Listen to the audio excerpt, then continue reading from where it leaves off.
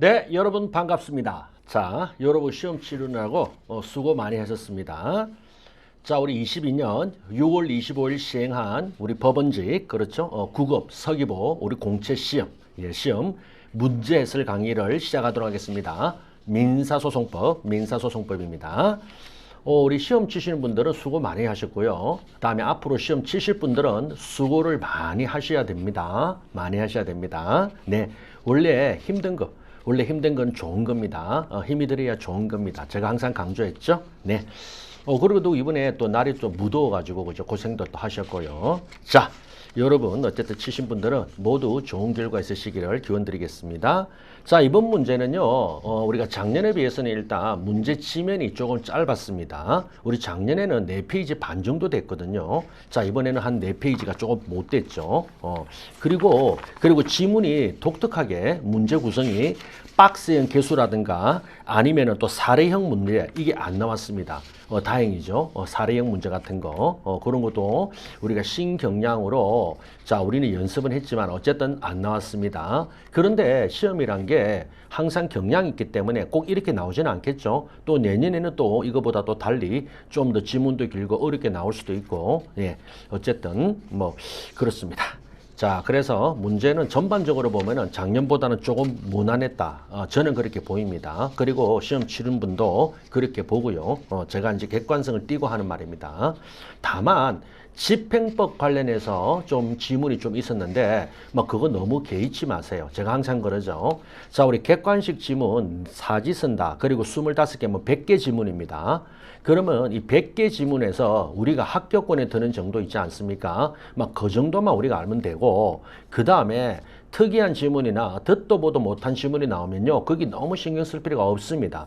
더군다나 우리는 1차 객관식 한 번이지 않습니까? 2차 사례형, 뭐 우리가 그렇죠, 우리 형념 시험인 법무사라든가 그 다음에 무슨 법원 행정고등고시처럼 자, 주관식 사례도 없지 않습니까? 그렇기 때문에 우리는 그냥 패스, 그냥 맞춘다, 패스한다, 그런 정도이기 때문에 너무 다 맞추겠다 하면 안 됩니다. 물론 이건 이제 성격 문제거든요. 자, 우리 일부 수험생들이 굉장히 꼼꼼하고 학구적인 성향을 가진 분들이 있습니다. 학문적으로 막 하려고 그래. 그래서 우리 질문할 때도 보면은요, 정말 대단하십니다.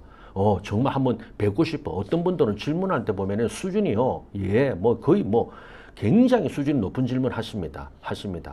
그런데 제가 볼 때는 시험은 시험으로 접근하는 게 맞다. 시험은 시험으로 접근하는 게 맞다. 뭐다? 그렇죠. 합격할 것만큼만 딱 하면 된다 이거죠. 따라서 지문 4개를 다 알겠다, 그렇게 하지 마시고, 앞으로 공부하실 분들도, 내년에 시험 준비하시는 분들도 내가 전부 맞추겠다 하면 안 됩니다. 그러면요, 시간하고 노력이 너무 많이 듭니다. 기존에 하는 것보다. 딱 그래서, 그죠? 우리가 어느 정도만 하면 된다. 정말 그렇습니다. 정말. 네. 자, 그렇게 일단 앞부분에 제가 전체적인 이제 그 느낌을 한번 말씀드렸고, 어쨌든 뭐 작년보다는 좀 무난했고, 그리고 지면이 작기 때문에 여러분 문제 길이가, 지문 길이가 길면 힘들거든요. 그런데 그것도 짧고, 그 다음에 아까 말했지만 독특한 스타일의 유형의 문제가 나오지 않았다. 사례 객관식이라든가 박스형 개수 이런 게 안 나왔기 때문에 좀 더 무난했다. 그리고 굉장히 골고루 전반적으로 나왔다고 볼 수 있죠. 네. 자, 들어가겠습니다. 자, 바로 문제 1번이죠. 자, 문제 1번은 여러분 편집 판결이죠. 자, 우리가 참 많이 했습니다. 편집 판결. 자, 편집 판결이라는 건 뭐냐? 그렇죠. 법원을 기망하여 원고가 자기에게 유리한 판결을, 편치는 속인다는 겁니다. 편집 판결. 그래도 우리 편집 판결은 우리 했죠. 우리의 4 플러스 1, 요거 4 플러스 1, 이렇게 하라 했죠. 예. 그리고 요거 하나만 뭐죠? 허위 송달형. 그렇죠. 허위 주소 자백 간주,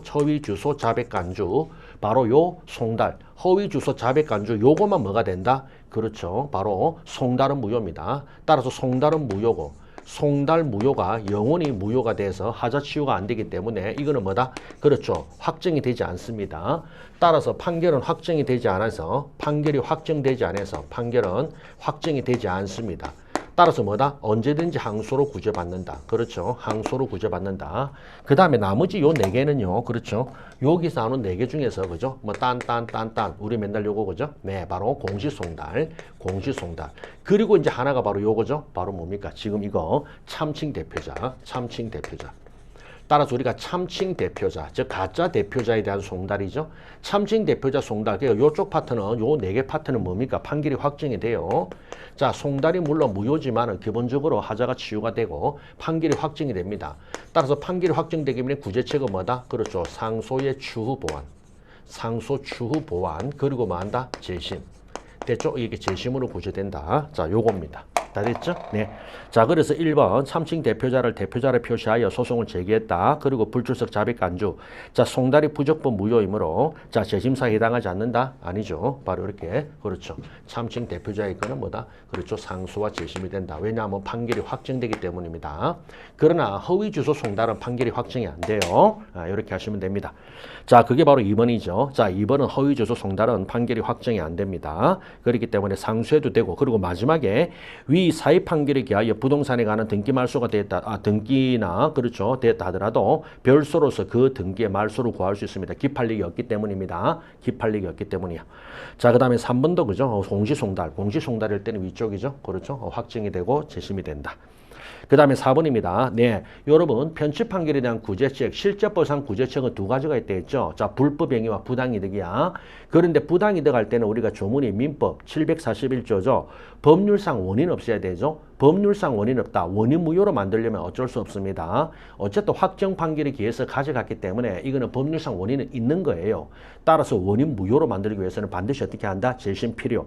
따라서 부당이득 반환 청구할 때는 재심을 반드시 필요하다. 재심 필요고요. 다만 불법행위 손해배상일 때는 원칙적으로 재심을 해야 되겠지만은 절차상 하자가 너무나 중대하죠. 그럴 경우에는 재심 없이 그냥 해도 된다. 제한적 재심 불료설입니다. 오케이, 그것까지 1번. 네. 자, 그 다음 2번 자유심정이죠. 자, 자유심정. 자, 당사자가 정명을 방해한다. 우리 판례 자유심정에 따르죠. 정명책임 전환이 아닙니다. 그래서 법정 정거설, 정명책임 전환설이 아니고 우리 판례는 뭐죠? 네, 그냥 자유심정. 뭐 가장 이제 작은 정도의 제재죠. 그렇지만 자유심정 뭐다? 불리하게 그죠? 증거평가하는데 머무릅니다. 아직은 자유심정. 그래서 정명책임 전환이 아닙니다. 2번, 자, 상대방의 부지 중 비밀로 대화 녹음. 여러분, 우리가 대화자 간에 녹음하는 거는요, 통신비밀보호법 위반이 아닙니다. 대화자 간은. 그러면 통비법에서 위반, 금지하는 거는 뭐죠? 그렇죠. 바로 삼자가, 그렇죠. 타인 간의 대화를, 한마디로 갑이 을병 간의 대화를 몰래 녹음했죠. 이거는 여러분 증거 능력이 없습니다. 위법하고. 그러나 대화자 간, 갑이 을하고 대화하면서 갑이 을의 말을 녹음한 거. 그죠? 갑, 을 간의 대화 중에서 한 사람이 녹음한 거. 이거는 아무 문제 없습니다. 자, 그래서 대화자 간 녹음은 통비법 위반도 아니고 증거 능력이 있습니다. 자, 3번이죠. 자, 아주 중요합니다. 문서의 진정 성립에 대해서는 우리 판례가 굉장하죠. 변론 전체의 취지로도 성립의 진정을 인정할 수 있다. 아주 굉장하죠. 자, 그래서 여러분 우리가 노래를 불렀습니다. 변론 전체의 취지로 인정되는 2가지. 자, 문서의 성립의 진정, 그리고 또 하나 뭐죠? 그렇죠. 바로 288조. 자백의 철회 취소. 자백의 철회 취소할 때 차고, 반지실 차고 입증이 무지 어렵죠? 그런데 우리 판례는 거죠? 예, 변론 전체 취지로 뭐다? 착오를 인정할 수 있다. 요 2가지를 꼭 알아놓으시기 바랍니다. 그 다음에 4번입니다. 자, 4번도 여러분 감정인의 감정 결과를 자, 판사님이 그대로 인정하지 않을 필요는 없습니다. 구속은 안 됩니다. 따라서 다르게 노동 능력을 판단할 수 있고, 그리고 당사자도 언제든지 감정 결과를 다툴 수가 있습니다. 네, 한마디로 감정인의 감정에 대해서는 완전한 그런 능력이나 그대로 구속된다 그런 건 아니라는 겁니다. 자, 반소입니다. 옳지 않은 것은 자, 1, 2번 반소 취합 할 때 피고는 원고의 동의 없이 반소를 취할 수 있다. 271조죠. 자, 우리 너무 많이 노래를 불렀습니다. 그죠? 네. 한마디로 이게 본소고 이게 반소죠. 자, 그러면 이 반소를 그렇죠. 이게 본소. 그러면 여러분 본소를 취하면은 그죠? 본소를 취하면은 피고는 그렇죠. 바로 반소 피고인 원고의 동의 없이 취할 수 있다. 요거는 오로지 취하일 때입니다. 취하일 때만 적용되죠. 271조. 예. 그러나 각하일 때는 아닙니다. 각하랑 취하랑 달라. 각하는요, 잘리는 겁니다. 자기 의사에 반해서. 취하는 자기 스스로 그죠? 그만두는 거죠. 전혀 달라. 우리 많이 했습니다. 우리 여러분 그죠? 책 잡힌 광주 고법 사건 할 때 그죠? 바로 271조. 자, 2번도 보시면은요, 본소가 각하 이봐. 판례는 여러분 조문에 취하만 돼 있거든. 조문에. 각하는 절대 인정하지 않습니다. 따라서 본소가 각하될 때는 피고가 반소를 취할 때 반드시 원고 동의를 받아야 됩니다. 그 다음에 3번. 자, 3번은 우리 412죠. 항소심에서 반소죠. 항소심에서 반소는 뭐가 문제입니까? 신급의 이익이잖아. 그렇죠? 여러분, 원고 입장에서는 항소심에 반소가 쳐들어오면은, 아니, 1심부터 재판받아야 되는데, 항소심에서 들어오면은 1심이 아니고 2심만 받죠. 사실심을 한 번밖에 못 받잖아. 그래서 뭐다? 신급의 이익이 박탈된다, 이 말이죠. 그러면 신급의 이익이 박탈 문제가 없으면은 뭐다? 괜찮죠? 그 두 가지가 뭡니까? 동의. 또 하나 뭐입니까? 그렇죠. 예, 바로 이거. 자, 그 다음에 또 하나가 바로 상대방의 신급을 이익에 할 우려가 없는 거. 그러니까 OR입니다. 둘 중에 한 개면 돼요. 둘 중에 한 개. 그래서 이거는 없더라도 상대방의 동의 없으면 허용되지 않는다. 그게 틀린 거예요. 둘 중에 하나면 됩니다. 즉, 동의를 하거나 원고가 아니면 뭐죠? 신급의 이익을 해야 할 우려가 없거나. 예. 보통 우리가 신급의 이익을 해야 할 우려가 없는 게 뭡니까? 1심에서 충분히 심리된 거와 관련된 반소죠. 1심에서 충분히 심리된 거와 관련된 반소는 뭡니까? 억울하지 않잖아. 1심부터 다퉜지 않습니까? 네. 자, 3번이 틀렸죠. 그 다음에 4번은 우리 그죠? 판례. 가지건물 반환 신청의 법적 성질의 예비적 반소죠. 가지건물이 뭡니까? 그렇죠. 가집행 선고로 1심에서 피고가 원고에게 제출한 물건이다 말이야. 그렇죠. 가집행 선고. 한마디로 1심에서 승소를 하면은 원고의 이익을 위해서 빨리 신속한 권리구제, 가지급. 맞죠? 가집행 선고해 줍니다. 그런데 나중에 항소심에서 만약에 뒤집어졌죠. 그러면 반환해야 되지 않습니까? 따라서 가지건물 반환이라는 거는 결국 예비적 반소, 그죠? 예. 한마디로 원고 본소가 만약에 틀렸다, 패소한다, 1심 판결가 뒤집어졌죠. 그러면은 돌려받겠다는 거죠. 네, 예비적 반소, 조건부 반소에 해당합니다. 다음 4번 기판력. 자, 기판력은 어렵습니다. 그렇기 때문에 기판력을 여러분이 제대로 전부 다 하신다. 여러분 적어도 우리가 법원직 시험에서 기판력을 정말 제대로 하겠다. 넌센스입니다. 어째보면. 여러분을 무시하는 게 아니라 왜냐하면 이게 워낙 내용이 방대하단 말이죠. 더군다나 객관식 한 문제 딱 나옵니다. 물론 재작년인가는 2문제 나온 걸로 알고 있는데 어쨌든 한 문제, 2문제, 그죠? 이걸 너무 많이 할 수는 없기 때문에 나올 거 딱 정해져 있거든요. 자, 한번 보겠습니다. 자, 1번 건물 소유권에 대한 물권적 청구권을 원인으로 명도 소송의 사실심 변론 중결 뒤에 항상 여러분 우리가 사실심 변론 중결 뭐죠? 그렇죠. 기판력의 표준시죠. 그러니까 기판력이란 건 뭐냐면 전수에서 판단한 거를 후수에서 다시 동일한 사안에 대해서 문제 삼지 마라. 또 판단하지 마라. 소송하지 마라. 이거 아니겠습니까? 그러면은 여러분 기판력이 발생하는 거는 결국에는 소송물이거든. 소송물. 그러니까 소송물이 전소, 후소 같냐 다르냐 이겁니다. 소송물이 같으면 뭐다? 하면 안 되죠. 근데 소송물이 다르면 해도 된다 이 말입니다. 즉 별개 소송물이면 후소 제기는 기판력에 저촉이 안 되고 별개 소송물이 아니고 동일한 소송물이면 저촉된다.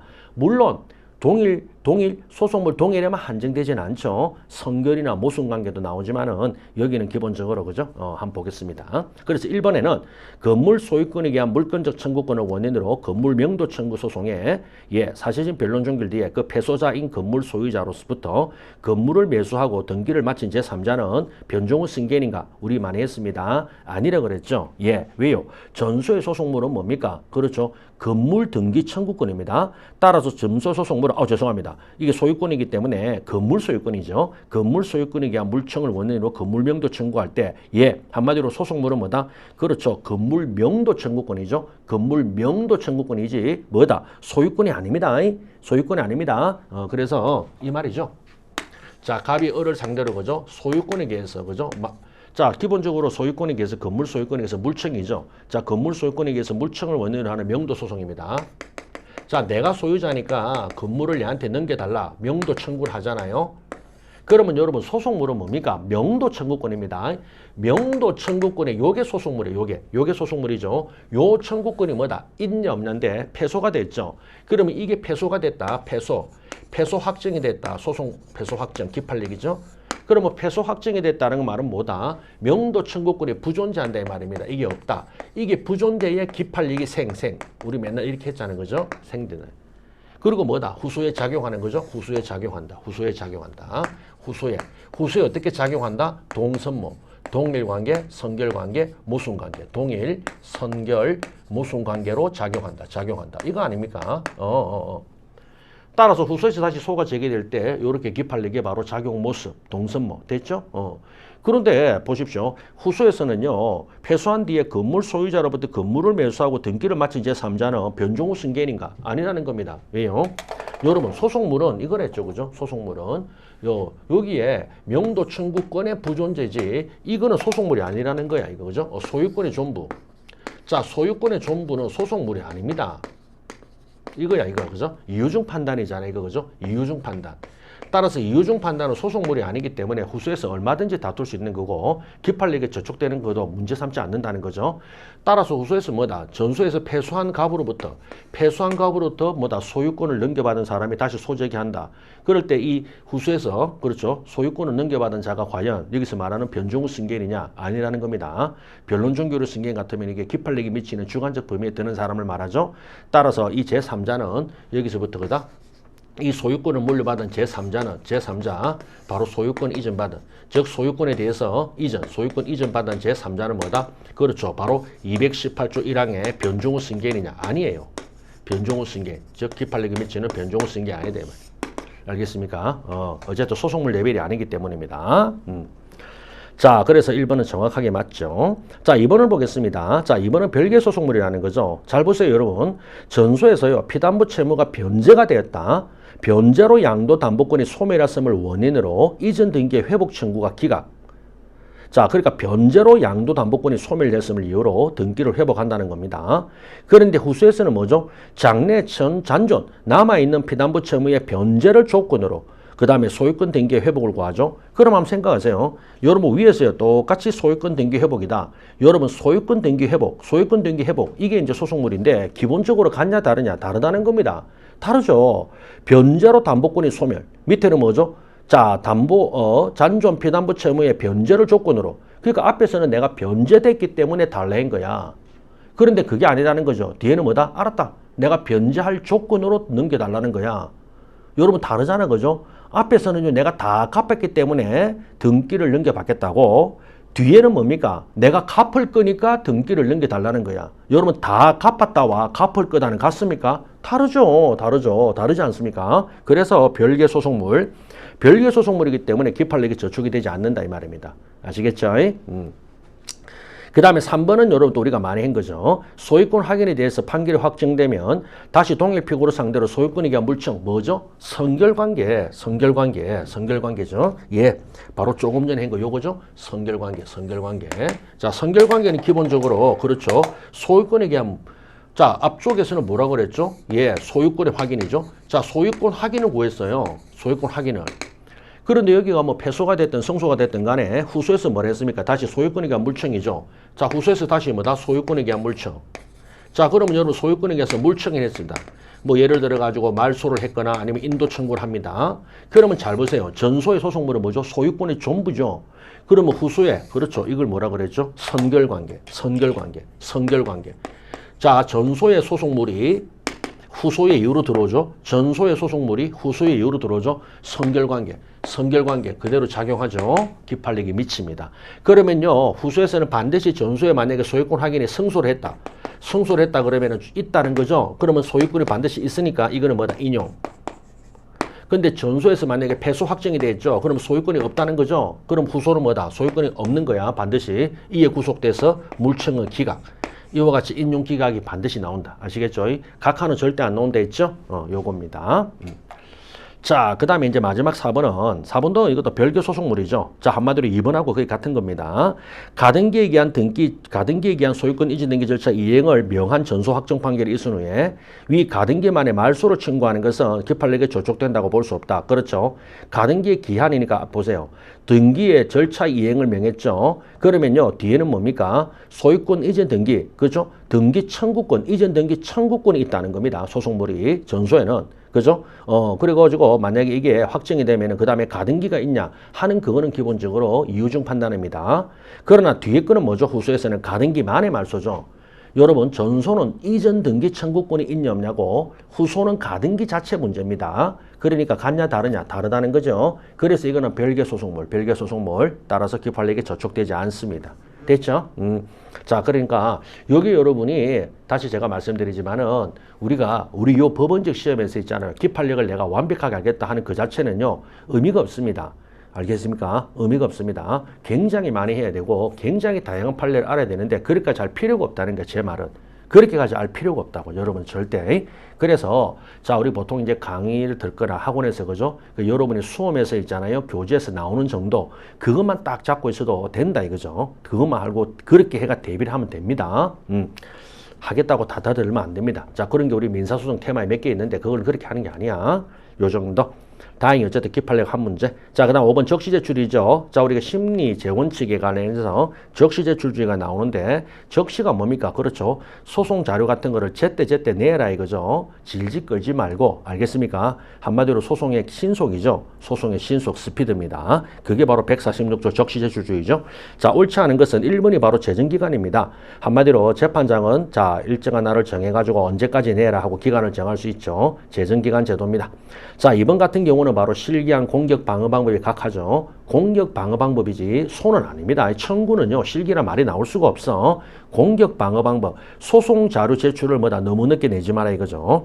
그래서 149조 규정을 어겨 고의 중과실이죠. 공격 방어 방법을 뒤늦게 제출하면서 완결을 지연케 할 때 법원은 신청으로 각하할 수 있지만 직권 참 쉽네. 둘 다 됩니다. 알겠죠? 여러분 소송 경제나 신속 이거는 저는 공익적인 측면이 좀 크죠. 공익적인 측면이 클 때는 법원이 직권으로 하는 경향이 많습니다. 당연하죠. 직권으로 할 수 있어야 되겠죠. 그래서 신청 또는 직권. 그리고 할 수 있답니다. 해야 된다가 아니야. 할 수 있다. 각하할 수 있다. 됐어.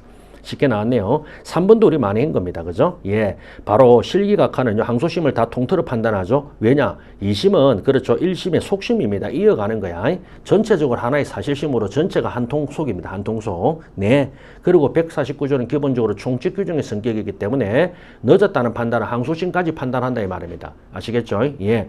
무슨 말이냐면 항소심에서는 2회 변론이야. 그럼 항소심만 따지면 2회면 늦지가 않죠. 그런데 1심을 자그마치 뭐 한 12회를 했다 합시다. 10몇 회를. 1심을 10몇 회를 하고 항소심을 2회다. 전체 뭡니까? 14회죠. 그렇다 이 말이에요. 너무 늦다 이 말입니다. 그 다음에 4번입니다. 자, 4번도 예, 당사자가 제출한 공격 방법 취지가 분명하지 않을 때는 필요한 설명을 해야 되는데 안 합니다. 그렇다면 뭐다 각하할 수 있죠. 자, 이것도 신청에 따른데 이것도 직권에 들어갑니다. 다 149조입니다. 다음 6번 당사자 능력과 적격으로 옳은 것은인데 1번 종중의 비법인 사단 실체를 갖출 때 아이고 그렇죠. 예, 바로 당사자 능력 있는 거는 자 소송 요건에 판단하는 표준시가 뭐다? 사실심 변론 종결이죠. 소재기시가 아닙니다. 기판력 표준시하고 소송 요건 판단의 기준시는 똑같습니다. 사실심 변론 종결시. 됐죠? 따라서 처음에 소재기할 때는 소송 요건을 갖추었더라도 사실심 변론 종결시 갖추지 않으면 뭐다? 그거는 부적법하고요. 반대로 소재기시에는 갖추지 않았더라도 사실심 변론 종결 당시까지 갖추면 뭐다? 적법하다 이 말입니다. 2번 너무 많이 했죠. 그 유명한 판례. 총료제사에 관한 소송은 두 가지 방식으로 하죠. 비법인 사단 명의로 사원총회 길이 거차거나 또는 그 다음에 구성원 전원이 필수적 공동소송이 되는 거죠. 그런데 비법인 사단이 사원총회 결의가 없이 제기한 소송은 역시 특별수권 부적법하죠. 반드시 사원총회 결의를 해야 됩니다. 사원총회 결의가 없다면 마치 우리가 자연인 같으면 뭐죠? 의사능력 없이 아무 생각 없이 생각도 없이 막겠다는 거야. 그죠? 말이 안 되는 겁니다. 우리 자연인 개인의 뇌에 해당하는 게 바로 뭐다? 그렇죠. 바로 우리가 집단 즉 사단이든 비법인 사단이든 단체에서는 뭐다? 사원총회 결의입니다. 사원총회 결의. 자, 3번 말소회복 등기와 양립할 수 없는 등기 명의는 등기상 이해관계 있는 3자가 되죠. 따라서 등기 명의인을 상대로 말소회복 등기에 대해서 승낙의 의사표시를 구하는 청구 가능하냐? 자, 여러분. 자, 여기 등기상 이해관계 있는 제3자가 있을 때 양립이 불가능하잖아요. 그러면 그 자리에 뭐다? 승낙을 받지 않으면 등기를 말소를 못 시킵니다. 이럴 때 양립 불가능한 그 3자는 바로 뭐죠? 그렇죠. 등기법적인 문제가 아니라 실제법적인 문제입니다. 따라서 실제법적으로 판단해야 되기 때문에 반드시 그렇죠. 해줄 리가 없겠죠. 따라서 양립할 수 없는 등기 명의는 승낙 의사표시를 구하는 청구가 가능하냐? 여러분 안 되겠죠. 그자 이익 때문에. 그죠? 그래서 안 됩니다. 안 된다. 실제법적으로 판단한다 이거죠.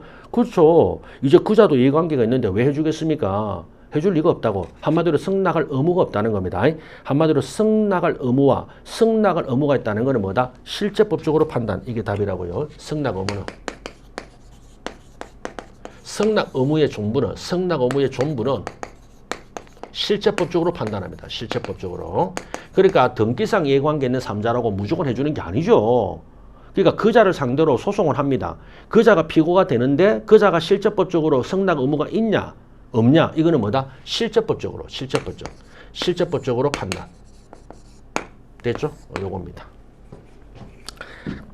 자, 그 다음에 마지막에 4번이죠. 검전 채권에 가압류가 있는 경우 가압류 채무자는 제3채무자 상대 이행의 소를 제기할 수 있냐? 이 소액에서 엄청나게 했죠. 그렇죠.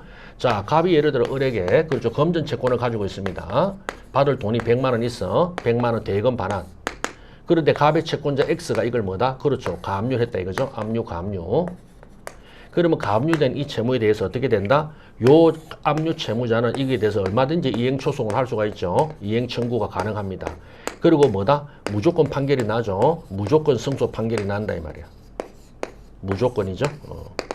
그러면 얘는 압류에 바라는 거 뭐죠? 그렇죠. 압류 효력, 지급 금지죠. 그러면 얘는 지급을 금지하기 때문에 어떻게 하면 된다? 그렇죠. 집행에서 저지하면 된대죠. 집행 단계에서 저지. 따라서 집행 단계에서 저지. 집행 단계에서 저지하면 됩니다. 제3채무자는 얼마든지 소액이 있습니다. 얼마든지 소액이 있다. 한마디로 소액 테마죠. 소액이 있다. 너무 많이 했습니다. 자, 그러나 이게 이제 소유권 이전 등기 청구권일 때는 뭐라고 한다? 압류 해제를 조건으로 해야 되죠. 압류 해제를 조건으로 무조건이 안 되죠. 자, 그 다음에 7번 공동소송을 옳지 않은 것은 자, 통공일 때 독립이죠. 1번은 너무 쉽고 66조입니다. 자, 우리 부진적 연대채무 우리 많이 했죠. 좀 많이 했습니다. 우리 예비적 공동소송 바로 뭐죠? 70조. 예비적 공동소송은 양립이 불가해야 되거든. 그리고 양립이 불가하기 때문에 부진적은 뭡니까? 양립이 가능하죠. 왜? 각자에게 모두를 청구할 수 있잖아. 따라서 부진적 연대채무 관계자한테는 예비적 공동소송이 안 됩니다. 양립 가능하기 때문이죠. 그러면 어떻게 합니까? 어떻게 하기는 그냥 통공하면 된다 이거죠. 통상 공동소송. 네. 그 다음에 3번입니다. 68조 1항이네요. 자, 필공 추가 1심까지입니다. 1심까지 필공 추가다. 필공 추가. 그렇죠. 필수적 공동소송은 한 사람이나 빠지면은 적격의 흠결이죠. 당사자 적격 흠결입니다. 따라서 뭐다? 각하가 되는 건데 우리 법은 뭐다? 그렇죠. 기회를 한번 주는 거죠. 야, 1심 끝날 때까지는 데려와라. 1심 변론 종결시까지는 집어넣어라. 예, 그렇습니다. 그래서 1심 변론시까지 자, 빠트린 피고를 추가할 수 있고 원고도 추가할 수 있는데 우리 조문에 뭐라 되어 있죠? 원고 추가일 경우에는 추가될 원고의 동의를 얻어야 되죠. 왜요? 아무도 자신이 원하지 않으면 소송을 못하는 겁니다. 자기가 원하지 않은데 소송을 하면 됩니까? 안 된다 이 말이죠. 다음 4번입니다. 자, 필수적 공동소송 가운데 한 사람에 대한 상대방 우리 했죠. 67조 필공특질. 자, 우리 노래 부를까요? 67조 1항, 2항, 3항 뭐죠? 네, 1항. 바로 유리한 것은 전원에 대하여 불리한 것은 전원이 함께 2항 상대방이 하는 거는 다 효력이 미치죠. 똑같이 되고 그러니까 바로 그 말입니다. 상전대. 그 다음에 바로 3항이 뭡니까? 1중전이죠. 1인의 중단 중지는 전원의 효력이 있다. 1중전 됐습니다. 그거죠. 다음에 8번 전속관할. 자, 요것도 우리가 많이 했는데 재심의 소는 뭡니까? 요거는 재심 전속관할로 딱 정해져 있죠. 뭡니까? 확정 판결이 난 법원이죠. 조문입니다. 확정 판결이 1심에서 났으면 1심 관할, 2심이면 2심 관할, 3심이면 3심 관할이야.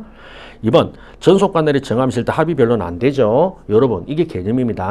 임의 관할일 때 합의와 변론 관할이 되는데 전속 관할일 때는 반드시 이 법원에서 해야 되죠. 그렇기 때문에 변론이나 합의 관할 되지가 않습니다.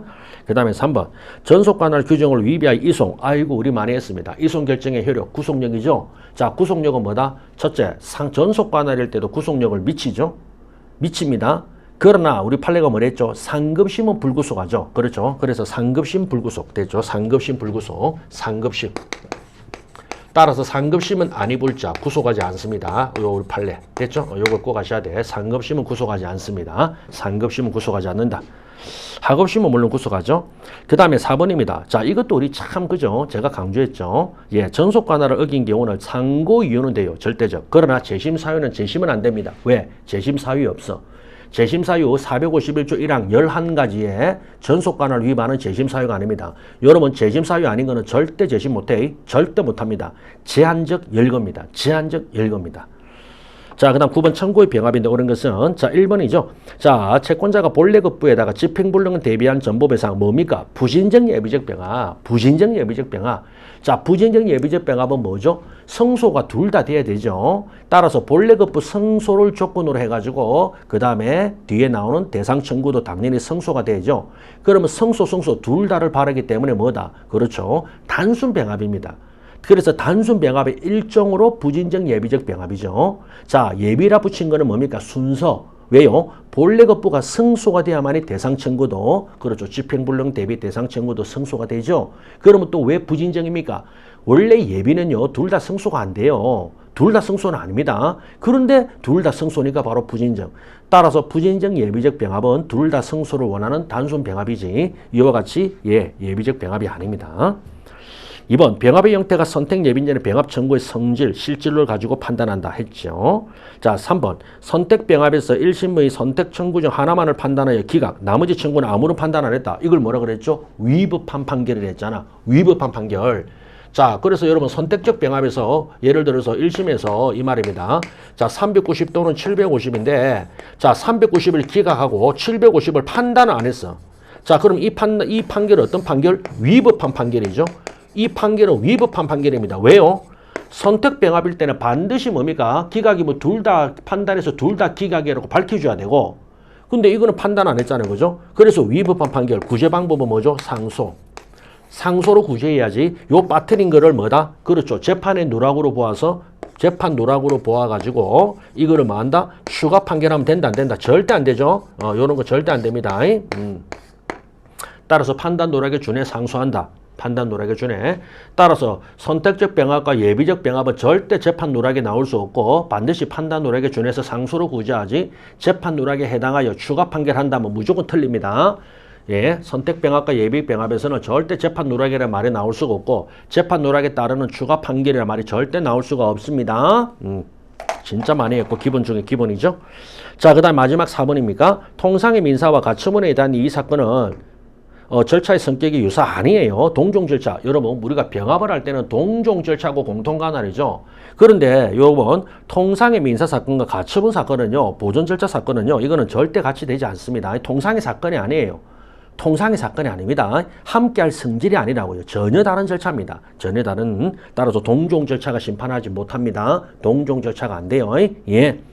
제가 항상 말했잖아요. 웃으면서 여러분 중국집 가서 회덮밥 시키면 됩니까? 아니잖아. 중국집에서는 회덮밥 안 합니다. 알겠습니까? 중국집에서는 회덮밥을 안 합니다. 안 합니다. 이 말이 알겠죠? 딱 그겁니다. 절차를 달리하기 때문이다. 다음 10번 필수적 공동소송이 옳은 것은 자 1번 민법상 조합의 공동수급체가 경쟁입찰에 참가하다가 다른 경쟁업체가 낙찰자 선정 열받죠. 따라서 공동수급체 여러분 공동수급체가 바로 여러분 컨소시엄을 말합니다. 우리 아파트 대규모 단지 있잖아요. 그 한 업체가 못합니다. 보통 아파트 건설사 한 업체가 못해. 그래서 여러 업체가 합쳐가지고 건설합니다. 그리고 분양해서 생긴 이익을 나누거든요. 자, 이게 컨소시엄, 공동수급체. 자, 그러면 이게 조합이거든요. 민법상에. 자, 그런데 자기가 아닌 다른 사람 중 한 사람이 다른데 경쟁업체가 낙찰이 된 거야. 열받죠? 그러면 원래 민법상 조합의 소송은 뭡니까? 그렇죠. 합의는 필공이죠. 그런데 뭘 해서 제가 보존행위는 각자 할 수 있죠. 예, 바로 이거. 예, 바로 단독으로 낙찰자 선정이 무효다. 낙찰자 무효 확인 소송 이런 거는 뭐다? 혼자 돼요. 낙찰자 무효 확인은요. 자기들이 이익을 위하는 보존행위. 알겠습니까? 된다. 그래서 단독으로 됩니다. 2번 공유물 분할. 이거 필공이죠. 필수적 공동소송이야. 공유물 분할 청구 소송은 필수적 공동소송이죠. 따라서 뭡니까? 한 사람이나 빠지면 소가 부적법 각하됩니다. 네. 자, 그렇기 때문에 뭐 일부 관련해서 개별 절대 나오면 안 되고 그렇죠. 분리 확정 절대 분리 확정이 될 수가 없습니다. 필수적 공동소송이기 때문에 합일 확정이 돼야 되지 분리되면 절대 안 돼. 3번 공동상속인이 다른 공동상속인을 상대로 어떤 재산의 상속 요거죠. 여러분 원래 공동상속은요 공유입니다. 그런데 여러분 생각나죠? 자, 우리 공유관계 소송에서 딱 두 개. 공유는 원래 다 통공인데 딱 두 개만 보다 필공이 있죠.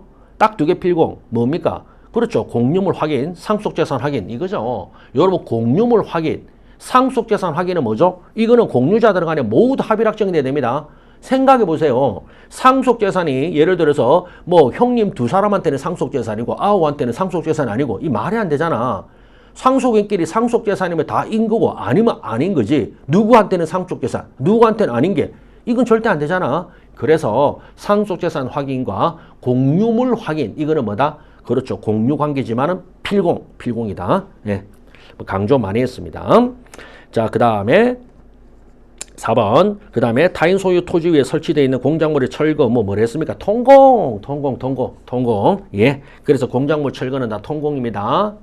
그래서 우리가 대표적으로 뭘 했죠? 그렇죠. 여러분, 자, 이 갑토지에, 그렇죠? 갑소유 토지에 ABC가, 그죠? 예, 무단 건물 신축이죠? 무단 신축. 요 무단 신축 건물의 뭐다? 공유자입니다. 공유자. 자, 그러면 당연히 철거해야 되죠? 그러면 철거해라 라고 할 때 뭡니까? 철거하라 할 때 어떻게 하죠? 철거 청구. 그렇죠. 우리가 민법적으로는 다수당차할 때는 불가분 채무를 했죠. 그리고 철거. 만약에 지분이 3분의 1씩이다. 그럼 어떻게 하죠? 그렇죠. 각자 지분의 범위 내에서 철거 의무를 진다. 그렇죠? 공유자 각자 자신의 지분의 범위 내에서 그렇죠? 철거 의무를 진다. 요게 우리 판례죠. 그래서 통공입니다. 통공. 통상 공동소송이지. 이거 절대 필공 아니야. 필공 아니야. 필공이 돼가 합의락정이 돼야만이 철거를 다 할 수 있다 하는 사실상 이론상 합의락정 때문에 합의락정은 그게 법률상이거든요. 법률상 합의락정이기 때문에 법에 같이 하라는 규정이 없습니다. 관리처분권이 공동 기속된다 이런 말이 공연에 없죠. 그렇기 때문에 통공입니다. 너무 중요하죠? 자, 11번 확인해서 들어갈게요. 옳지 않은 것은 자, 과거 법률 관계라도 예외가 있죠. 두 가지를 했죠. 과거의 법률 관계지만 결국 현재의 권리 의무가 있다 없다를 판단해주는 뭐다? 선의 적법성. 즉 과거 문제지만 사실은 현재 권리 의무가 없다는 것을 밝히는 내용. 이거는 된대죠. 두 번째, 진짜 과거야. 진짜 과거인데도 뭐다? 할 수 있는 게 있죠. 뭡니까? 사단, 신분, 행정관계 이런 것들은 뭐다? 그 과거의 법률 관계를 딱 판결받으면 뭐다? 주르륵 뭡니까? 그렇죠. 일괄 타결 모든 게 해결되는 거 있잖아요. 네. 따라서 분쟁 해결에 가장 유효 확실한 수단이다. 맞죠? 그러면은 괜찮죠. 다음 2번입니다. 권리의 소멸시효 완성이 임박할 때 시효 중단 얼마든지 할 수 있다 했죠. 예. 그래서 종래에는 이행소송을 하라 했는데 최근에 뭐라 그랬죠? 그렇죠. 시효 중단을 하기 위한 확인소송이 있다. 확인소송이 있다는 거죠. 시효 중단을 위한 확인소송도 가능하다 했죠. 네. 다음 3번입니다. 뭐 이거 너무 유명한 건데 건재당권 설정자가 자 자기 돈 다 갚았다. 건재당권 설정된 게 말소를 고함과 함께 피담보 채무가 존재하지 않은 부존주 확인을 구했죠. 그러면 우리 판례가 뭐래? 설정등기 말소, 이행소를 제기하면 되지. 왜 채무부존주 확인소를 제기하느냐? 채무부존주 확인소는 뭐다? 확인의 이익이 없다. 확인의 보충성에 반한다는 식으로 우리 판례는 확인의 이익이 없다 했습니다. 요거 제가 말씀드렸죠. 여기 좀 문제가 있는 판례지만 어쨌든 우리 판례는 채무부존주 확인은 할 필요가 없다. 왜? 설정등기 말소, 저당권을 말소만 시키면 되기 때문이다. 하는 게 우리 판례 태도입니다. 판례 태도. 자, 마지막 4번이죠. 자, 피고가 권리관계를 다투어 원고가 확인의소를 제기했는데 당해 소송에서 피고가 권리관계를 다투었다. 그런데 항소심에서 피고가 권리관계를 다투지 않는다면 더 이상 확인의 이익이 있다고 할 수 없다. 아니에요. 우리 판례인데 여러분, 자, 피고가 다투어서 소를 제기했고 소송 중에 역시 다투었습니다. 그러다가 항소심까지 갔는데 항소심에서 다투지 않고 멈춘 거야. 그렇다면 피고는 아무 문제 삼지 않겠다는 뜻입니까? 그게 아니라는 겁니다. 예, 그래서 요것만으로는 항소심에서 비로소 다투지 않았다는 것만으로 확인이익이 없어지는 건 아닙니다. 예, 어찌 될지 모르잖아, 얘가. 그죠? 예. 자, 그 다음에 12. 화해 권고 결정. 우리 시험이 좀 중요하죠? 자, 법원은 소송 중에 소송의 계속 중인 사건의 직권으로 당사자 이익이나 그 밖의 사정을 참작, 청구 취지에 어긋나지 않는 범위 내에서 공평한 해결을 화해 권고할 수 있다. 조문 그대로네요. 225조 1항입니다.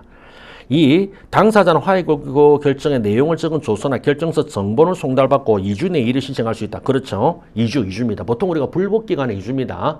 한마디로 이의를 하거나 불복기간은 2주. 그런데 그 정본이 송달되기 전에는 이의 신청 아니에요. 정본이 송달되기 전에라도 얼마든지 불복 이의 신청할 수가 있습니다. 조문이고요. 여러분, 이건 우리가 항소도 마찬가지죠.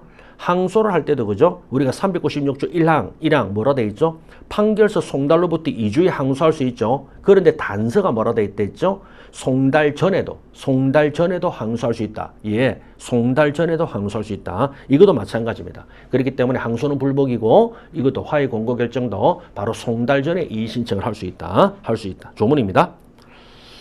그 다음에 3번 어느 당사자가 화해 권고 결정에 이의를 신청할 때는 상대방에게 부본을 송달해야 된다. 조문이고요. 그 다음에 4번은 이제 최근 판례입니다. 자, 이렇게 최근 판례를 이제 쓱 내는 거죠. 자, 본안에 대한 종국 판결이 있었는데 원고는 소를 취하하고 피고는 이에 동의한다는 내용의 화해 권고 결정이 확정되었죠. 그래서 소송이 끝났는데 이럴 때는 소차의 경우와 마찬가지로 뭐가 작동한다? 제소금지 제재. 우리 267조 2항 제소금지. 뭐죠? 그렇죠. 본안의 종국 판결 선고에 소를 취한 자가 다시 소를 제기하면 뭐다? 제소금지가 작동하죠. 왜요? 1심 판결이 떨어졌는데 그 판결을 무시하고 농락방지, 농락 있죠? 그리고 뭐다? 소를 없애서 취하. 그런데 다시 또 소제기합니다. 또 판결서 만들어 달래. 아니 전소에서 판사님이 판결서 만들어줬는데 이걸 지가 없애고는 다시 판결 만들어 단다. 판결 농락 방지죠. 예, 이게 바로 제소금지입니다. 요것도 마찬가지라는 거예요. 본안의 종국 판결이 있은 뒤에 소를 취하고 피고는 이에 동의한다는 내용의 화해 권고 결정이 확정되가 종결되면 이 역시 소취하된 것과 마찬가지고 제소금지 제재가 작동합니다. 제재 맞습니다. 자, 최근 판례죠. 21년 따끈따끈한 판례입니다. 13번 소송상 특별대리인. 야, 이게 이제 또 나왔네, 그죠? 아니, 뭐 나오면 나오는 거죠. 이거는 그렇게 중요한 건 아닌데 어쨌든 조문이 있죠. 예, 조문도 있고 60이죠. 자, 소송상 특별대리인 뜻이 뭐랬습니까? 그렇죠. 천외고와 생각나죠? 자, 여러분 미성년자가 부모가 있으면 부모가 하면 돼요. 법정대리인 친권자가. 그런데 아무도 없는 거야. 진짜 천외고합니다. 혼자야. 그런데 얘가 15살. 근데 소송을 하거나 소송을 받게 됐어. 원고가 돼야 되고 피고가 돼야 됩니다. 누가 하냐? 특별대리인. 법원이 선임한 특별대리인. 그래서 특별대리인이 마치 뭡니까? 엄마, 아빠, 부모, 법정대리인, 후견인처럼 소송을 대신해준다. 특별대리인 이 말이죠. 자, 그래서 1번 미성년자 피한정 성년 후견인 특별대리인의 대리권이 있는 후견과 같은 권한이 있고 조문이네요. 그 대리권의 범위에서 법정대리 권한은 정지됩니다. 그렇죠. 두 사람이 있을 필요가 없기 때문에 맞습니다. 자, 실제 제가 조금 전에 천외고하라 했지만 사실 뭡니까? 부모가 있지만은 아버지는 집 나간 지 10몇 년째고 어머니는 사실 계시지만은 뭐다? 중병으로 누워 계십니다. 자, 집 나간 아버지, 중병으로 누워있는 엄마, 이 미성년자가 소송할 수 있을까요? 이 도와줄 수 있습니까? 안 되잖아. 그 말입니다. 그 말. 그러니까 이 두 분은 있으나 마나한 존재라고. 미성년자한테는. 그 다음에 2번이죠. 의사능력이 없는 사람. 어이구, 그렇죠. 바로 62조 2. 자, 우리 판례는 진작에 이와 같이 제한능력자를 위한 특별대리인 제도를 만들었는데 자, 의사무능력자도 역시 보호는 필요되죠. 그래서 법적으로 우리가 판례가 인정했는데 법이 뒤에 만들어졌죠. 62조 2 의사무능력자를 위한 특별대리인 취지는 똑같습니다. 제한능력자 보호, 의사무능력자 보호입니다. 자, 그러면 다시 2번을 보시면은 의사능력이 없는 사람의 특정 의견인, 임의 의견인은 의사능력이 없는 사람의 소송 수행을 위해서 특별대리인 선임을 할 수 있습니다. 신청, 단서, 조문이에요. 조문. 됐죠? 62조 2랑 단서입니다. 신청할 수 있습니다. 그 다음 3번 법인 또는 법인 안의 사단의 소송법상 특별대리는 그 대표자 동일한 권한을 가지므로 그렇죠. 그러니까 법인에도 대표자가 지금 상태가 안 좋죠. 그러면 대표자와 똑같은 대표자가 대표권 행사할 수 없는 상태. 그럴 때는 뭐다? 그렇죠. 대표자 일을 할 수 있는 사람을 해야 되겠죠. 그 양반이 특별대리인이 되는 거죠. 그러면 이 사람은 뭘 하냐? 다 됩니다. 그 대표자가 할 수 있는 거 그대로 다 할 수 있습니다. 따라서 상소를 제기할 권한뿐만 아니라 상소를 취할 권한도 가집니다. 당연합니다. 법인 대표자가 할 수 있는 그죠? 대표권 범위를 그대로 다 할 수 있습니다. 그 다음에 4번은 여러분 특별대리인 선임 신청의 기각 결정에는 항고할 수 있습니다. 이거는 그냥 오리지널 우리가 439조입니다. 한마디로 그죠? 예, 한마디로 소송 절차에 가해서 이의가 있으면 불복이 있으면 항고할 수 있다 이겁니다. 선임 신청을 기각하기도 항고할 수 있죠. 그런데 선임 결정 이건 안 돼요. 선임해줬는데 거기에 대해서는 항고할 수가 없습니다. 이건 판례입니다. 그래서 앞부분은 조문이고 뒤에는 판례. 자, 14번 소송 정찰 정지입니다. 정지에는 중단과 중지가 있죠. 자, 대표적으로 사람이 죽었다. 그럴 때는 중단이고 법원이 불이 나서 빨리 지금 나가야 됩니다. 무슨 재판이야? 맞죠? 예. 그래서 만약에 천재지변 같은 거 생겼을 때는 법원에서 피해가 재판을 그만둬야 되죠. 그때는 이제 중지라 그러죠. 중단과 중지. 자, 당사자가 죽은 때는 대리권 대리인 유무. 아이고 너무 쉽네 그죠? 233조 1항 238조죠. 원래 소송 중에 당사자 사망은 절차 중단입니다. 반드시 당연히 법률상. 그러나 238조 소송 대리인이 있으면 중단 안 되죠. 왜요? 변호사가 하면 되잖아. 소송 대리인이. 자, 이번 합병 똑같습니다. 법인 합병으로 소멸되죠. 그러면 마치 소멸법인이 죽은 사람 같으면 피상수익인 죽은 사람에 해당한다는 거죠. 자, 이것도 234, 238입니다. 그러니까 238조 소송 대리인이 있으면 중단되지 않는다 조문이 233조부터 이렇게 237조까지 쭉 돼 있다 이거죠. 그 다음에 3번 법원은 재척기피 신청이 있을 때 확정될 때가 정지. 그러나 재척기피가 있더라도 재판이 정지 안 되는 세 가지 각, 선, 긴 우리 했죠. 간이각하 결정 그리고 선 판결의 선고 그 그리고 긴급한 필요. 그렇죠? 이래서 각선긴, 각하, 간이각하 결정, 판결의 선고, 긴급할 때, 요때는 뭐다? 절차가 정지되지 않죠. 요겁니다. 재직입이 있더라도 48조입니다. 다음에 4번 천재지변으로 법원이 직무를 수행할 수 없을 때는 그 소송 절차는 사고가 소멸할 때 중지된다. 이건 중지죠. 여러분 지금 천재지변으로 법원이 지금 지진이 일어나고 법원이 지금 흔들흔들 하는데 재판하면 됩니까? 그냥 다 도망가야 돼. 빨리 대피. 재판 중지입니다. 그럼. 자, 15번이죠. 공동소송 참가와 독당 참가로 옳지 않은 것은 1번 학교법인이 이사결의 무효 확인해서 제3자는 공동소송 참가를 할 수 없다. 자, 판례인데 여러분 이거는 왜 그러냐? 공동소송 참가 요건이 뭡니까? 그렇죠. 바로 제3자에게 참가자에게 뭡니까? 판결의 확정 판결 효력이 미치는 거죠. 계적합. 확정 판결 효력이 미쳐야 돼. 합의 확정이 돼야 되죠. 합의 확정이 되는 관계 됩니다. 그러려면 합의 확정이 되려면은 판결 효력이 제3자에게 미쳐야 돼. 대세요. 그런데 여러분 이사회 결의 무효 확인소는요. 이사회 결의 무효 확인에서는 대세효 있는 게 아닙니다. 이거는 대세효 있는 소송이 아니에요. 따라서 원피고 당사자 간에만 판결 효력을 받고 제3자에게 대세효가 미치지 않아. 제3자에게 판결 효력이 미치지 않기 때문에 제3자가 참가한다? 공동소송 참가할 수 없는 겁니다. 아니 자기한테 기판력이 안 미치는데 어떻게 공동소송 참가하냐고. 공동소송 참가는요. 당사자 참가로 기판력 받는 자입니다. 한마디로 기판력 받는 자, 즉 합의락정 소송 기판력 받는 자의 당사자 참가다 이 말입니다. 자 그렇기 때문에 제3자는 합의락정이 아니기 때문에 아닙니다. 자 중요한 거죠. 그 다음에 이번 대의소송 중에 다른 채권자 대의. 그렇죠. 공동소송 참가할 수 있죠. 왜요? 소송물이 같잖아. 그죠? 판결 효력도 같이 받죠. 채권자 대의소송에 채무자가 판결 효력 받으면 그 채무자의 판결 효력을 매개로 또 다른 채권자도 판결을 받습니다. 맞죠? 그 다음에 소송물 똑같습니까? 똑같죠? 맞죠? 피대위 권리 소송물은 똑같다. 소송물은 똑같다. 자, 그래서 채권자 대의소송 중에 또 다른 채권자가 그 대의소송에 참가할 때는 뭐라 부른다? 공동소송 참가입니다. 공동소송 참가. 공동소송 참가. 네. 자, 공동소송 참가. 공동소송은 자 필수적 공동소송의 후발적 당사자 참가를 말하는 거죠. 그 다음에 2번 했고 3번 1심 판결에서 참가인의 독당 참가 신청을 각하하고 원고의 청구를 기각한 데 대하여 참가인의 항소기관에 항소를 제기하지 아니하였고 원고만이 항소한 경우에 독당 참가 신청을 각하한 부분도 2심이냐 아닙니다. 자 이거 판례인데 이때는요 참가인의 자기가 소유한 참가인의 참가 신청이 각하되었죠. 그러면 왜 각하냐고 다퉈야 되는데 다투지 않고 그냥 끝내버린 거지. 그렇다면 본소 청구, 즉 원고 피고 본소 청구가 별도로 분리 확정이 됩니다.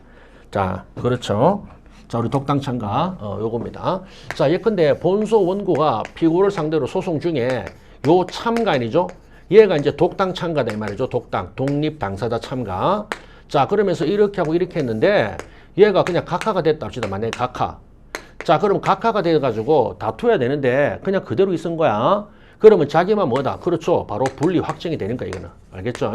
분리 확정이 되고 만약에 이 사람이 항소를 했대 자기도 같이 올라가느냐? 확정이 됐기 때문에 올라가지가 않습니다. 요 정도 됐죠? 그러니까 요거는 요렇게 보시면 돼요.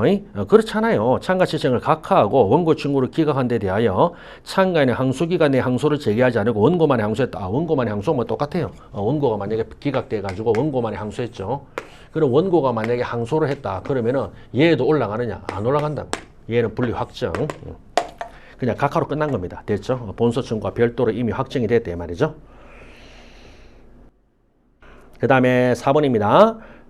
그렇죠. 3번 했고 4번 독당 참가 소송에서 본소가 피고 및 당사자 참가인으로 동의를 얻어 적법하게 취하를 했습니다. 아 이거죠. 그러니까 이것도 판례인데 지금 뭐냐 그러면은 요겁니다. 요거 똑같이 자 요거는 본소를 취하했네요. 자 요때 참가인이 있죠. 이걸 취한 겁니다. 한마디로 갑이. 그럼 갑이 이걸 취해버리면 이제 어떻게 됩니까? 그렇죠. 이제 요렇게 남죠. 이걸 뭐랬죠? 공동소송 잔존이라고 그랬죠. 공동소송 잔존. 따라서 이제는 뭐다? 옆으로 이렇게 누워보면 병이 그렇죠? 갑과 을을 상대로 한 걸로 이제 이렇게 되는 거죠. 공동소송 잔존.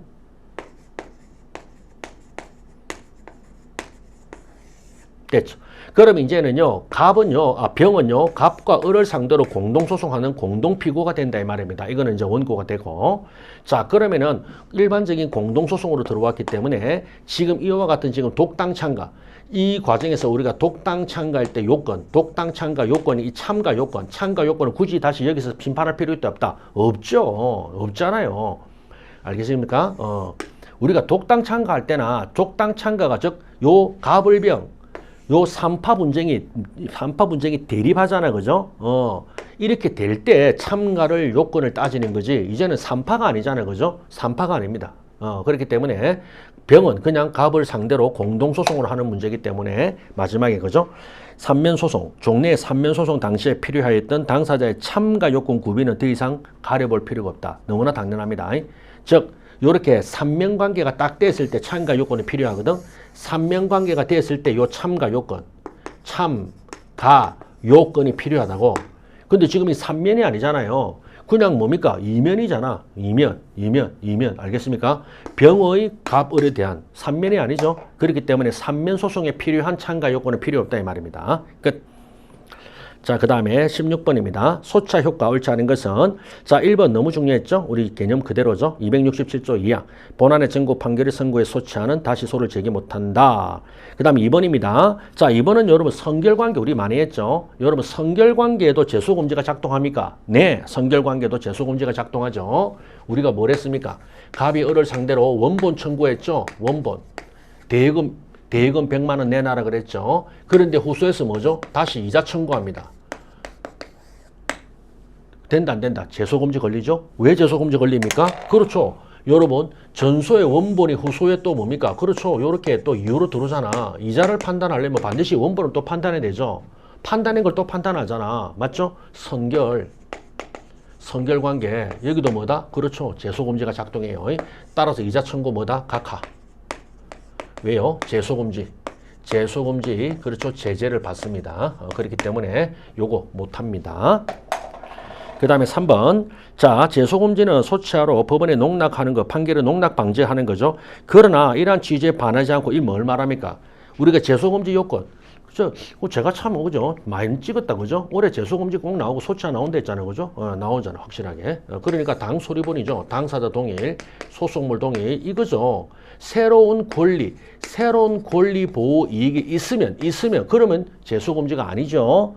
제소를 정당화하는 사정이 있으면 얼마든지 자소를 제기할 수 있습니다. 마지막에 본안에 관한 종구 판결 선고 소치하죠. 그렇기 때문에 요거 제소를 정당화하는 사정이 있으면 되죠. 예. 자, 그래서 또 그 밑에 보면, 아니다. 자, 밑에 다시 그렇게 됐고, 다시 소를 제기할 수 있고, 다음에 4번. 4번은 너무 많이 했습니다. 자, 항소심의 청구의 교환적 변경하면 어떤 일이 생기죠? 그렇죠. 제소금지가 작동하잖아요. 여러분, 1심에서 갑이 을을 상대로 A 청구했죠. 그런데 항소심에서 갑이 자, 을을 상대로 A에서 B로 청구로 교환적 변경하면 어떤 일이 생긴다 했죠? 큰일 난다 했죠? 항소심에서 청구로 교환적 변경하면 뭐가 된다 했죠? 구소가 취하되죠? 구소 취하. 이제는 뭡니까? 요거 신청구, B 청구에 대해서만 판단하죠? 그러면 다시 이럴 때 취하된 구청구를 다시 바꿀 수 있다 없다? 절대 안 된다 했죠? 아니면 별소로 재개가 다른 법원의 소재기 절대 안 되죠? 뭡니까? 항소심에 뭡니까? 소치야. 항소심 소치야. 바로 제소금지가 작동하죠? 제소금지. 이겁니다. 제소금지. 자, 그래서 굉장히 위험하기 때문에 법원은 뭐라 그랬죠? 필수적 성명을 하고 엄격한 의사해석을 하라 했죠? 야, 너 지금 항소심인데 청구를 변경한다고 교환적으로? 그러면 다시는 구소치야. 취하된 그 옛날 청구는 다시 할 수 없다. 그래도 바꾸겠니? 물어봐야 됩니다. 물어봐야 돼. 다음 17번. 그래서 4번이 털렸죠. 부적법 합니다. 항소심의 청구의 교환적 변경. 자, 17번 자백이 왔네요. 1번 유명한 판례죠. 아무리 상대방의 주장을 인정한다 하더라도 표현상 잘못이 명백하죠. 그거는 자백이 안 됩니다. 원고가 2 곱하기 8은 18. 근데 피고가 18 맞습니다. 그럼 2, 8이 18이 됩니까? 말이 안 되잖아요. 그건 말이 안 되잖아. 그래서 2번. 자, 2번은 여러분 이런 거예요. 자, 이런 게 이제, 그렇죠. 이게 흔한 판례는 아닌데, 어쨌든 간에 맞습니다. 강제경매 개시 결정에 대한 이의 재판 절차에서는 민사소송법상 재판상 자백이 준용되지 않습니다. 자, 이 무슨 말이냐면, 재판상 자백이나 자백 같은 경우는 우리가 변론주의 영역이거든. 그런데 이와 같은 거는 뭐냐면, 우리가 직권탐지 쪽이거든요. 그러면 집행질자 같은 경우에, 직권탐지 쪽 같은 경우에는요, 한마디로 자백의 법리가 작동 안 합니다. 이거는 바로 뒤에 임의경련도 마찬가지입니다. 강제경매에 강제경매든 임의경매든 강제경매는 여러분 법원의 판결, 재판을 통해서 법원의 판결을 가지고 집행하는 걸 강제경매라고 그러고요. 임의경매는 바로 담보권 실행경매, 즉 건저당권 가지고 집행하는 걸 임의경매라고 그럽니다. 똑같습니다. 둘 다 안 됩니다. 둘 다 자백의 규정에 준용되지 않습니다. 3번 자백이 진실에 부합하지 않고 증명된 경우라도 변론 전체 취지 우리 했네 아까 그죠? 예 아까 했잖아요 그죠? 두 문제 다 나왔네. 변론 전체 취지를 인정할 수 있는 거 첫 번째 우리 앞에서 문서의 성립 진정 맞죠? 문서 성립의 진정. 두 번째가 바로 이거 뭐죠? 착오. 그래서 예 따라서 변론 전체 취지로 자백이 착오라는 걸 인정할 수 있습니다. 판사님이. 4번도 유명한 판례죠. 권리자백이잖아요. 그죠? 법정 변제 충당의 순서는 우리 법에 뭡니까? 반드시 쫙 조문대로 1호, 2호, 3호, 4호 딱 돼 있죠. 예. 그 4호, 그거는 그대로 법대로 하는 겁니다. 거기에 대해서는 그죠? 자백이 되지가 않습니다. 권리자백.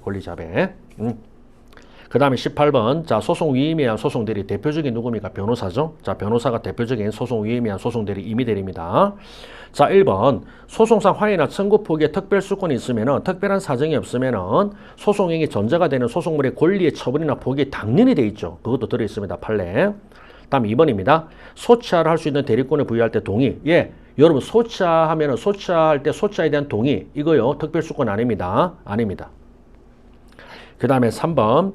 소송 위임에 의한 소송 대리권의 발생이나 소송 발생 목적으로 하는 단독 소송 행위로 기초관계 의뢰인과 변호사 사이에 사법상 위임계약과는 성격을 달리하고 의뢰인과 변호사 사이의 권리 의무는 수권의 행위가 아닌 위임계약으로 발생한다. 판례인데 이것도 제가 한번 설명드렸죠. 여러분 변호사를 선임하면 두 가지죠.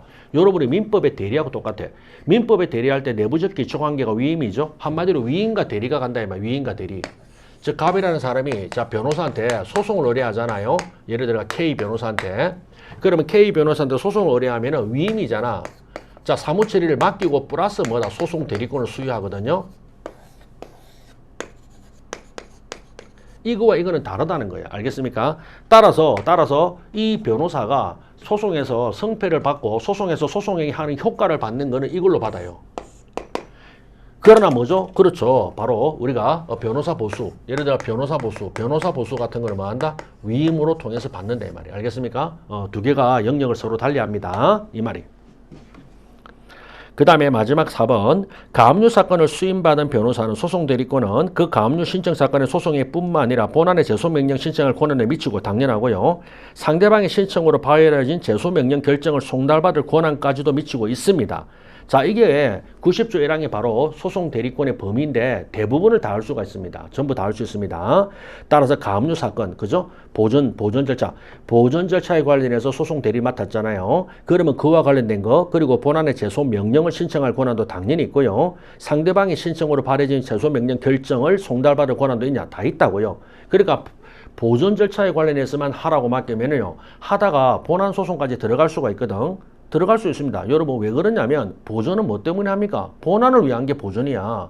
어차피 본안을 목적으로 하는 게 보전이기 때문에 보전을 맡겠다 하더라도 본안까지라도 자연스럽게 할 수 있다 이 말입니다. 아시겠죠? 예. 자, 19번입니다. 소이익에 관해서 옳지 않은 것은 자, 1번. 채무자가 채권자에 대하여 채무 부담 행위를 하고 그에 관하여 강제집행 승낙문과 기재된 공정정서를 작성했는데 공정정서에 대한 청구 예소를 제기해야 되는데 하지 않고 그냥 작성 원인을 채무에 관한 채무부존조 하긴 괜찮다 이 말입니다. 알겠습니까? 저 공정정서에 대해서 청구 예소를 제기하면은 괜찮은데 그렇게 하지 않고 바로 채무부존조를 바로 해도 되느냐? 문제 없다 이 말입니다. 요 판례.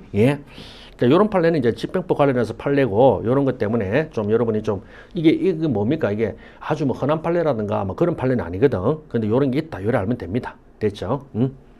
자, 2번. 단체 구성원이, 단체 내부 규정의 효력을 다투는 거 이거 안 됩니다. 여러분, 자, 우리가 우리가 구체적인 권리 의무에 대한 이런 걸 다투는 거지. 알겠습니까? 구체적인 사건성, 구체적인 권리 의무를 다투어야 되지. 이것처럼 단체 내부 규정의 효력, 규정의 효력 뭡니까? 추상적인 규정, 추상적인 법령의 효력이나 이런 걸 구하는 거는 안 됩니다. 확인소송 그런 거 하는 게 아니야. 안 된다 이 말이야. 알겠습니까? 한마디로 법률의 규정이라든가 어떤 규정의 효력을 다툰다. 이거 안 돼요. 그 효력에 기해서 어떤 행위, 처분이 떨어지고 그에 대해서 이제 내 권리 의무에 영향을 미치는 일이 생겼죠. 그 규정에 따라서 내 권리 의무에 어떤 영향이 미쳤죠. 그러면 그때 다투는 거야. 한마디로 구체적, 이걸 우리가, 여러분, 자, 우리가 법률상 쟁송이라는 건데, 이 법원조직법의 법률상 쟁송입니다. 이 법률상 쟁송은요, 자신의 권리 의무 관계에 관한 자신의 구체적인 권리 의무 관계, 이 문제를 다투는 거예요. 법률상 쟁송. 알겠죠?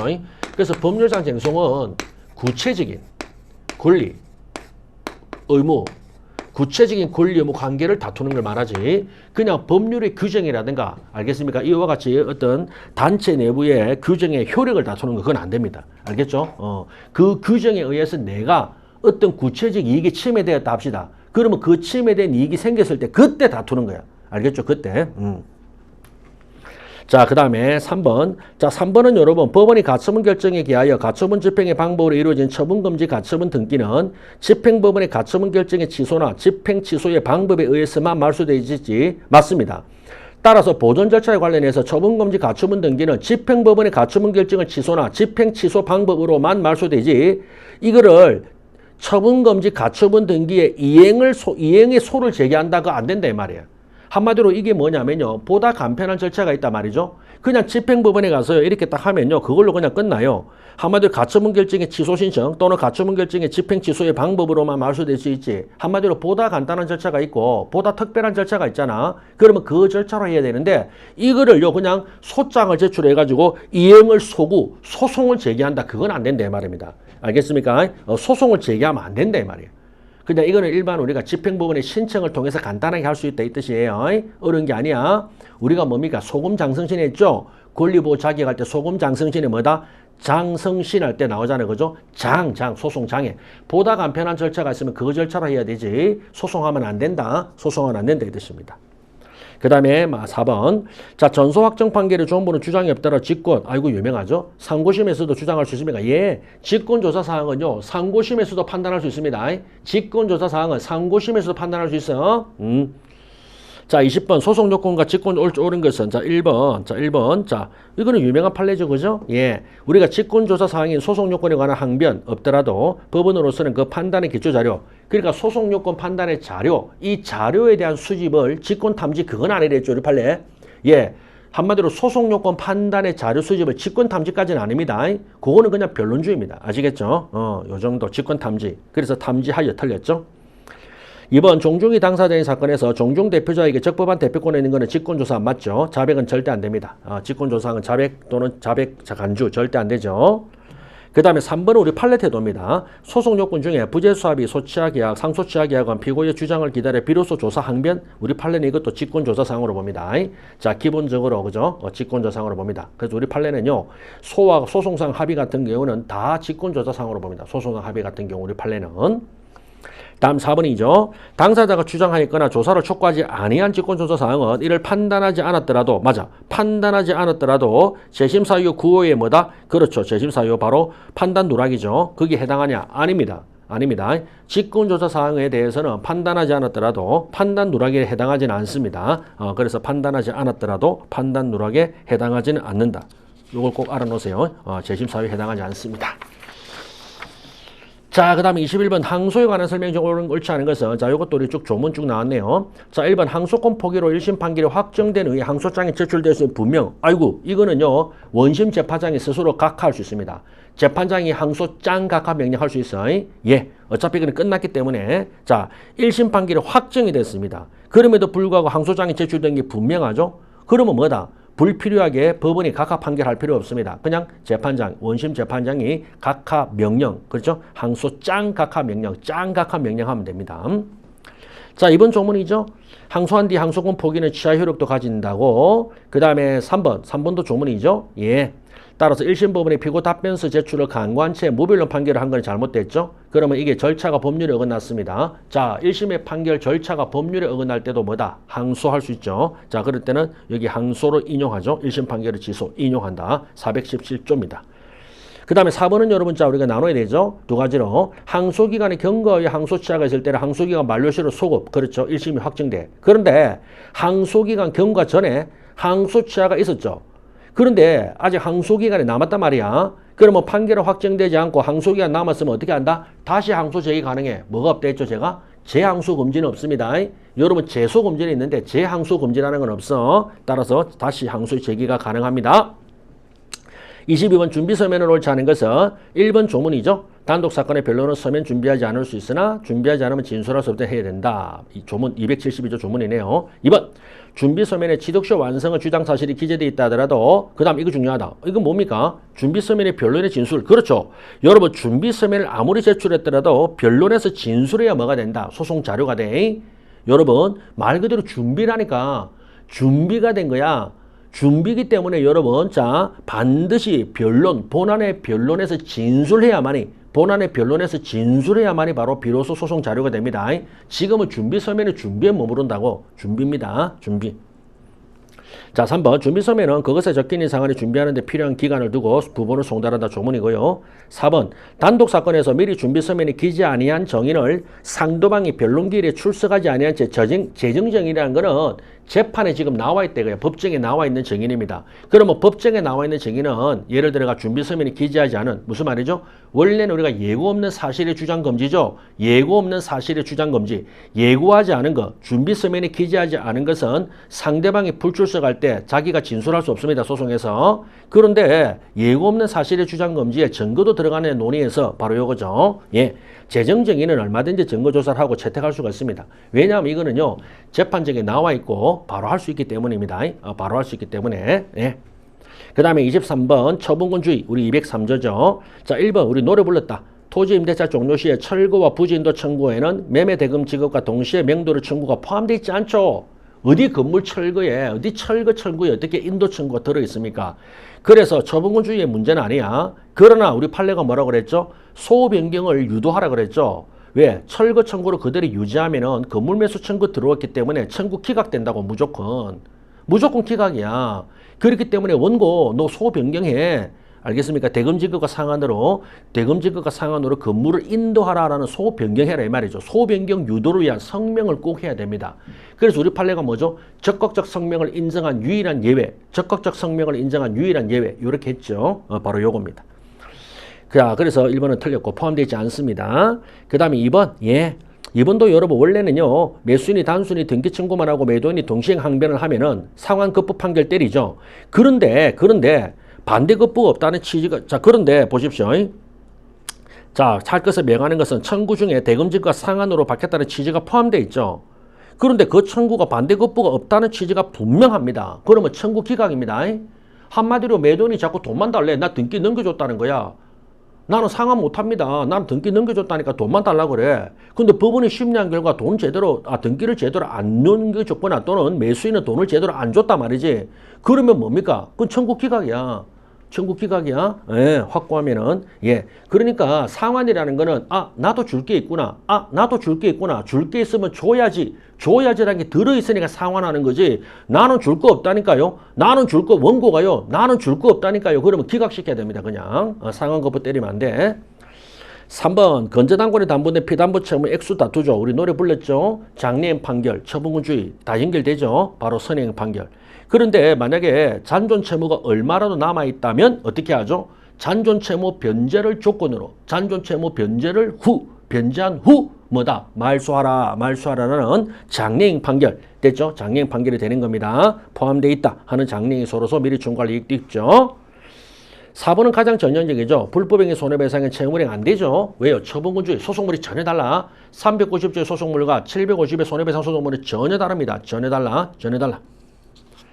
다음 24번 중복. 자, 중복제소도 나왔죠? 자, 1번은 여러분 최근 판례 또, 이거 나왔네. 그죠? 이거는 딴 게 아니라, 원래 우리가, 그죠? 상기양변에 있던 채권을 하는 거 있잖아요. 이거. 그래서 원래, 자, 갑이, 을을 상대로 대금을 달라 그랬죠?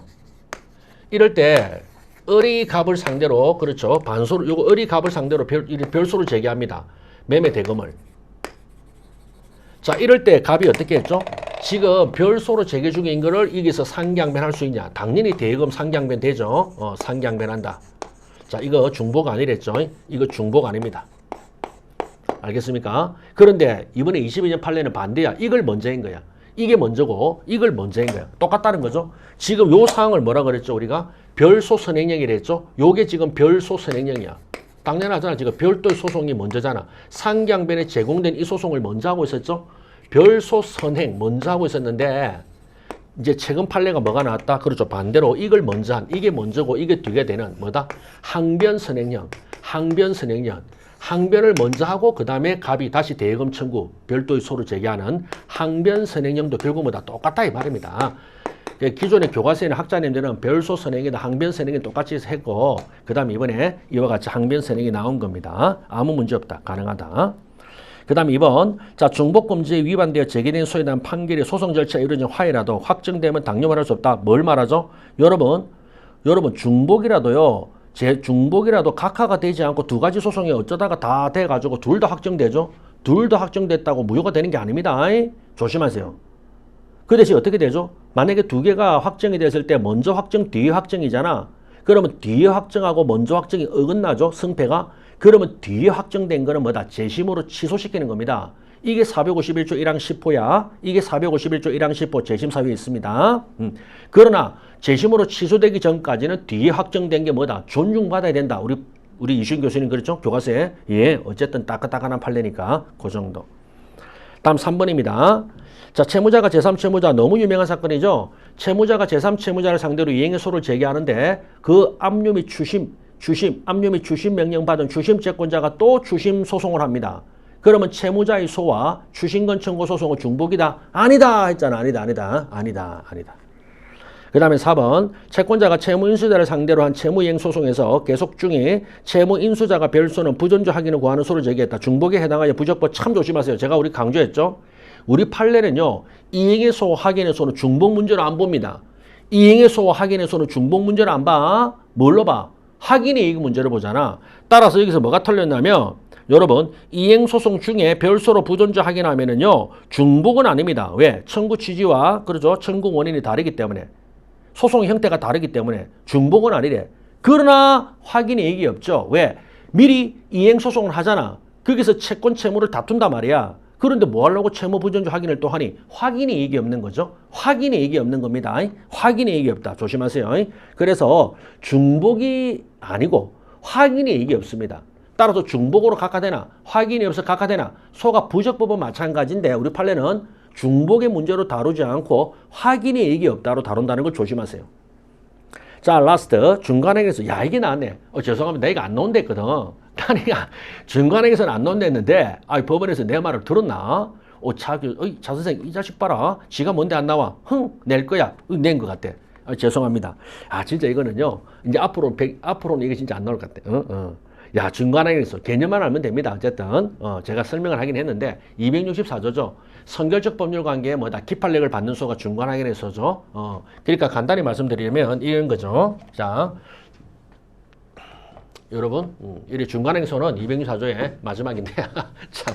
자, 갑이 을을 상대로 이거죠. 자, 예를 들어 가지고 소유권. 자, 소유권에 기해서 인도 청구를 한단 말이죠. 그런데 이 소송 중에 갑이 또 을을 상대로 소유권 확인을 구하는 거야. 이겁니다.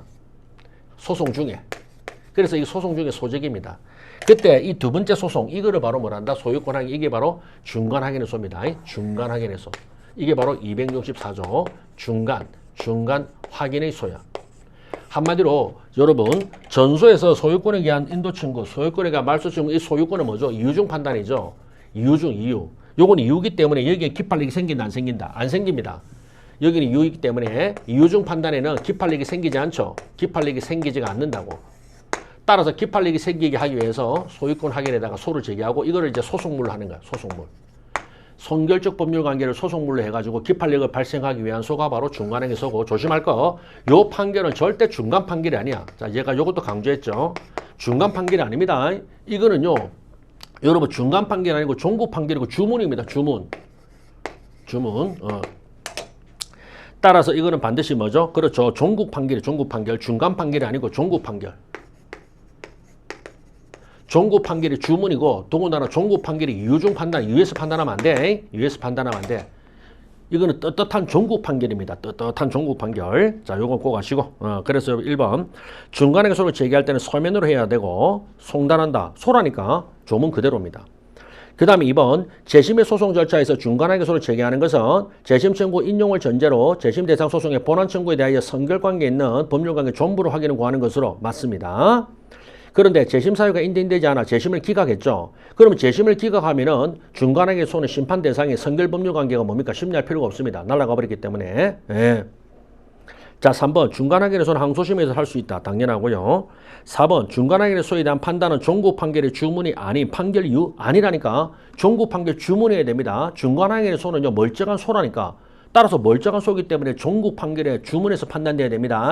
네, 바로 소속물 판단이야. 소속물 판단. 중간학의 소. 즉 선결적 법률 관계는 소유권의 존부에 대해서 판단하는 거야. 소유권의 존부, 소속물입니다. 소속물. 소속물 판단은요 주문에서 해야 돼. 종구 판결의 주문 됐습니다. 예. 자, 이것으로 이상으로 자, 총 25문제 우리 22년 올해 그죠? 자, 6월 25일 시행한 우리 법원 국어 공채 시험 법원직 서기보 우리 민사소송 해설 강의를 마칩니다.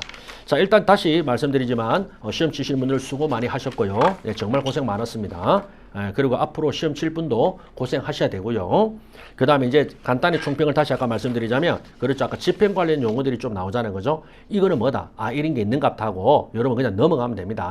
그거를 막 드립할 필요가 없고, 또 만약에 나오더라도 제가 알려드린 거, 그죠? 강사가 언급하는 것 정도만 알면 되고, 설사 그게 아니고 나왔다 하더라도 의미 삼지 마세요. 무의미합니다. 무의미합니다. 자, 그리고 여러분 우리가 집중할 거, 제가 중요하다는 것만, 그죠? 여러분이 꼭 그것만 챙기시더라도 합격하는 데는 전혀 지장 없습니다. 전혀 지장 없습니다. 전혀 지장 없습니다. 전혀 지장 없기 때문에 걱정하지 마시고, 예, 그나마 어쨌든 문제 수가, 문항수가, 문항수의 양이, 그죠? 어쨌든 간에, 4페이지를 안 넣고 4페이지도 좀 못 됐죠. 참 다행스럽습니다. 그리고 이상한 문제 스타일도 나오지 않아서 무난했고, 사례 문제도 안 나왔고요. 자, 가장 기본적으로 나온 것 같습니다.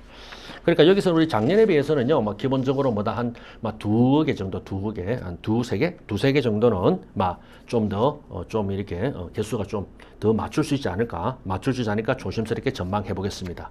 그러나 여러분, 뭐 쉬우면 쉬운 대로, 어려우면 어려운 대로 뭐죠? 다 똑같습니다. 어차피 다 똑같죠. 내가 어려우면 남도 어렵고, 내가 쉬우면 남도 쉽단 말이야. 그렇기 때문에 결론은 뭐다? 그저 자기가 가진 실력을 그대로 그저 잘 쏟아붓고 실수를 안 하는 거야. 그러니까 결국 제가 항상 말했죠. 시험은요, 딴 거 아니야. 실수를 줄이는 거야. 실수도 실력입니다. 그래서 실수만 안 하시면은 전부 다 원하는 거를 다, 원하는 대로 다 이걸 전부 합격할 거로 예상하고 있습니다. 네. 여러분 수고 많이 하셨습니다. 감사합니다.